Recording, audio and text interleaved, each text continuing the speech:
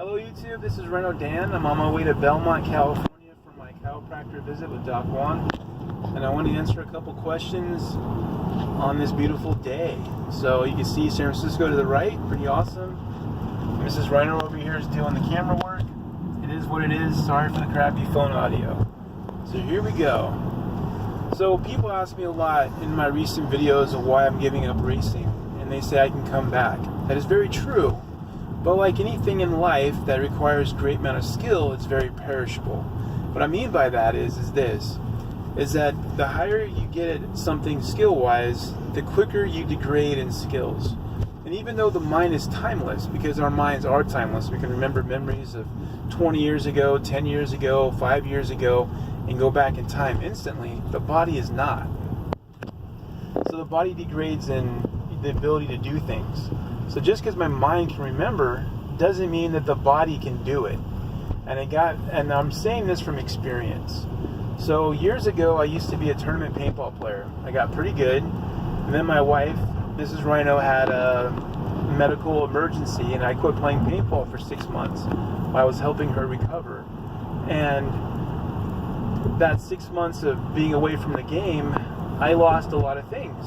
Timing, the ability to do things that my mind can tell me I could do, but my body was like, we can't. We lost conditioning, my mind and my body was not in sync. And it took me about a year to get it back.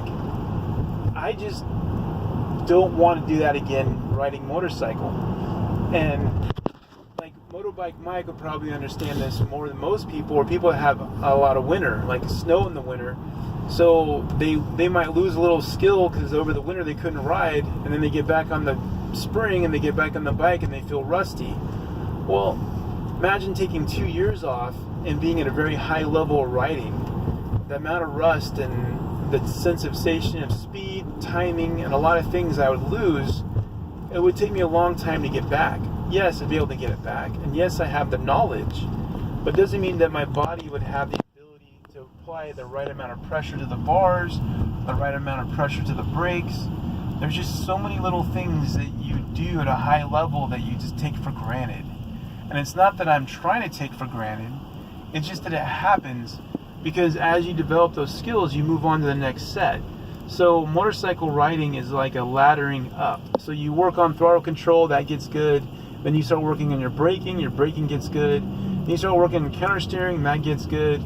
And then you go all the way back to the beginning, back to throttle control, because you realize that those other areas improved, but then at the same time, there's now gaps in your ability. There's gaps in your skill, and those skills now have to be improved furthermore to catch up to the other improvements.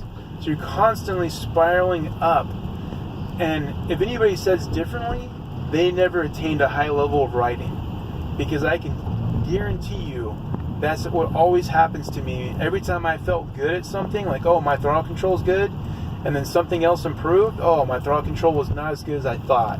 Then I had to go back to it.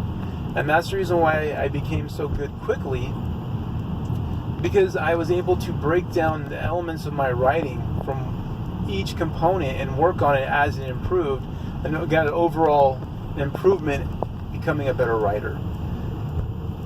And that's how I was able to beat people that's been doing it for 3 years, 5 years, 7 years on track riding, and became faster than them in a year. But that's that. So to answer your guys' question, my track riding is 100% done. I'm not going to revisit it. I'm an all or nothing type of guy. Mrs. Reno can probably contest to that. Either I'm going to do it at a high level or I'm not.